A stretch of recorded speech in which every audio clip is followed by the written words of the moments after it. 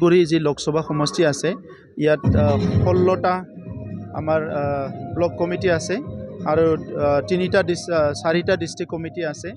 এই 4টা district committee আৰু লগতে 16টা ব্লক কমিটি আৰু কেন্দ্ৰীয় কমিটি মহিলা শাখাৰ ইয়াত মিটিং হৈছে। সংগঠনৰ আভ্যন্তৰীণ কথা আৰু লগতে আগন্তুক লোকসভাৰ কাৰণে আমাৰ ওমেন উইঙে কেনেকৈ প্ৰস্তুতি চলাব ইয়াৰ ওপৰত খুব বিতংকৈ আলোচনা হৈছে।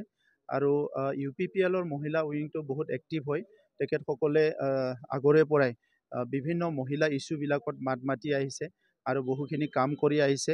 মই আশা ৰাখিছোঁ যে আমাৰ মহিলা উইংটো BTR অঞ্চলৰ মহিলাসকলৰ বিভিন্ন সমস্যাবিলাক আজি তেখেতসকলে যেনেকৈ আলোচনা কৰি আনি পেলাই চৰকাৰৰ ওচৰত আনিছে, অনাগত দিনত আৰু শক্তিশালী ৰূপে আমাৰ মহিলা ফক যিটো আছে তেখেতসকলে ভাল নেতৃত্ব দিব পাৰিব, মই এইটো আশা ৰাখিছোঁ।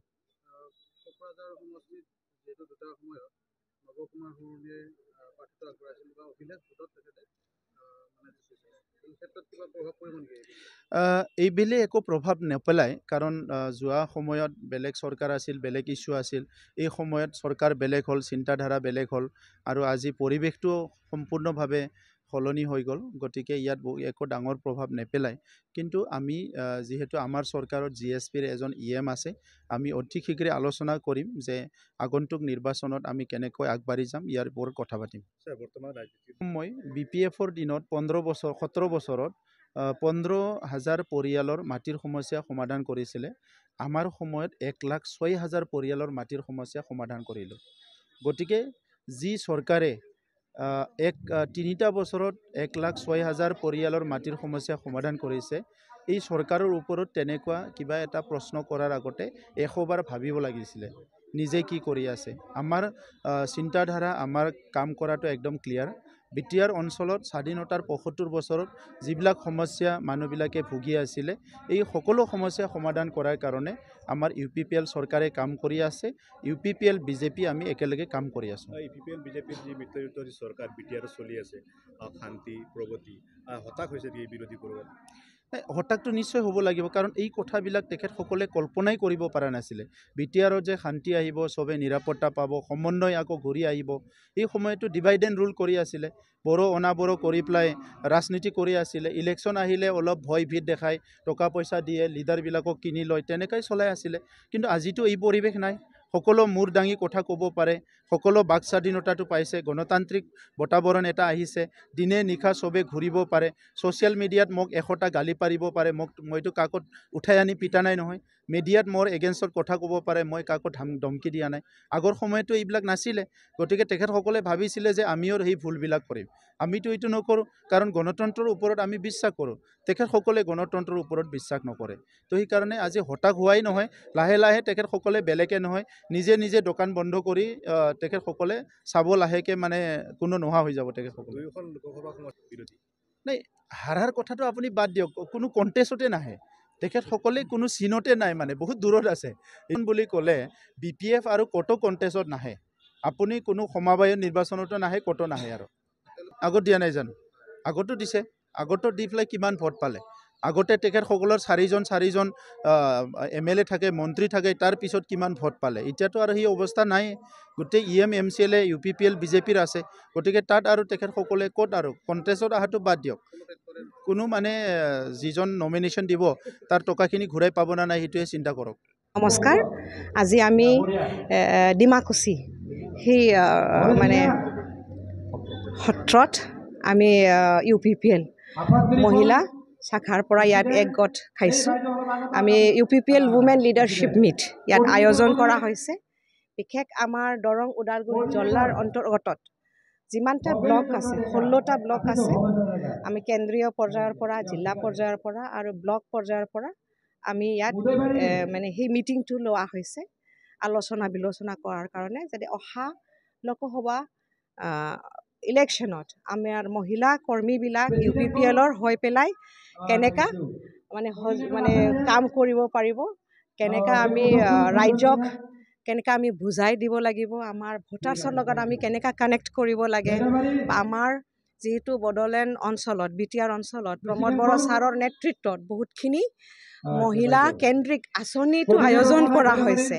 সেই আঁচনিবিলাক যাতে আমি বুজাই দিব পাৰোঁ আমাৰ ভোটাৰ্ছবিলাকৰ লগত, যাতে আমি কানেক্ট কৰিব পাৰোঁ বা আমাৰ সেইখিনি অঞ্চলত আমি এতিয়া সেই BTR ৰত আপুনিও গম পায় আমাৰ প্ৰমোদ বড়ো ছাৰৰ নেতৃত্বত শান্তি আকৌ বিৰাজমান হ'ল, মানে ডেম'ক্ৰেচি ৰেষ্ট'ৰ হৈ গ'ল, গণৰাজ্য ঘূৰি আহিলে।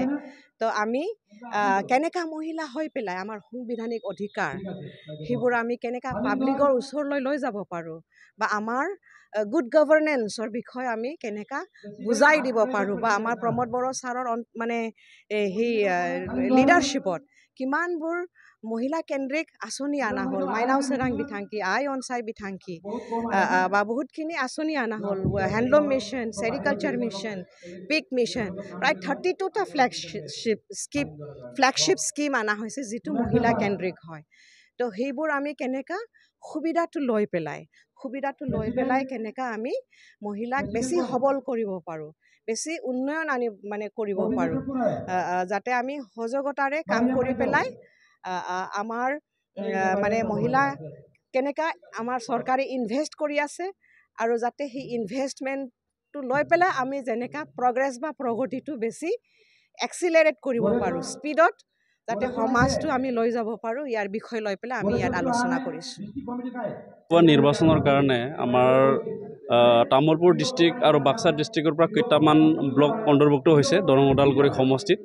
বিশেষকৈ আমাৰ তামোলপুৰ ডিষ্ট্ৰিক্ট গোটেইখিনি ব্লকে আমাৰ ইয়াত অন্তৰ্ভুক্ত হৈছে আৰু আমাৰ বাক্সাৰ পৰা বাগানপাৰা এটা ব্লক ইয়াত অন্তৰ্ভুক্ত হৈছে আৰু আমাৰ ভেৰগাঁও চাব ডিভিজন এটা ভেৰগাঁও পলিটিকেল ডিষ্ট্ৰিক্ট আৰু ওদালগুৰি পলিটিকেল ডিষ্ট্ৰিক্ট, সৰ্বমুঠ 16টা BTR সমষ্টি অৰ্থাৎ ব্লক ইয়াত দৰং ওদালগুৰিত লোকসভা সমষ্টি অন্তৰ্ভুক্ত হৈছে। গতিকে আমি প্ৰথমবাৰ কাৰণে আজি আমাৰ বিশেষকৈ মহিলা আমাৰ মৰ্চা আছে অৰ্থাৎ ওমেন চেল আছে, তেখেতসকলক লৈ পেলাই আমি এটা মত বিনিময় কাৰ্যসূচী লৈছোঁ।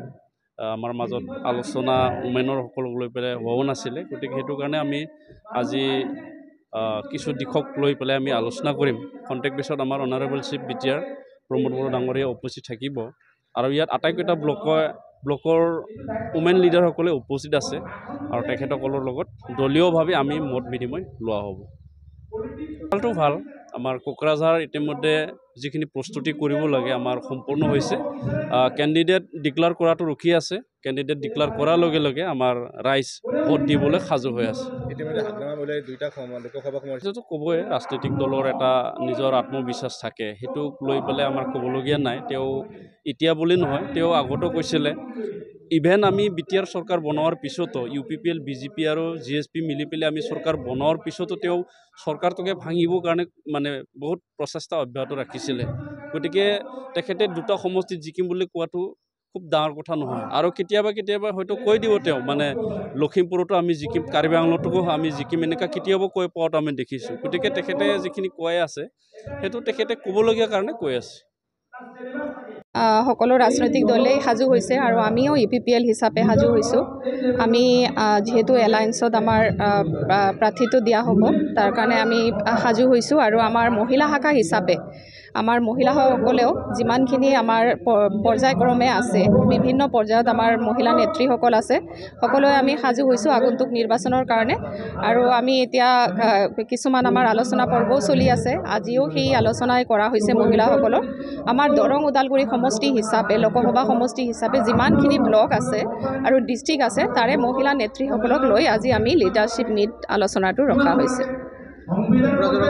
কোকৰাঝাৰত খুবেই ভাল, আমাৰ দুটা সমষ্টিয়ে বহুত ভাল আৰু কোকৰাঝাৰতো আমাৰ বহুত ভাল আৰু আমাৰ মিত্ৰজোঁটৰ পৰাই প্ৰাৰ্থী দিয়া হ'ব আৰু যিজন প্ৰাৰ্থীয়ে হ'ব আমি বিপুল ভোটত জয়যুক্ত হ'ম বুলি আমি আশাবাদী। ওদালগুৰিৰ পৰা আমাৰ মিত্ৰজোঁটৰ পৰাই প্ৰাৰ্থী দিয়া হ'ব, দৰং ওদালগুৰিতো আমি নিশ্চিতভাৱে আমাৰ জয় হ'ব।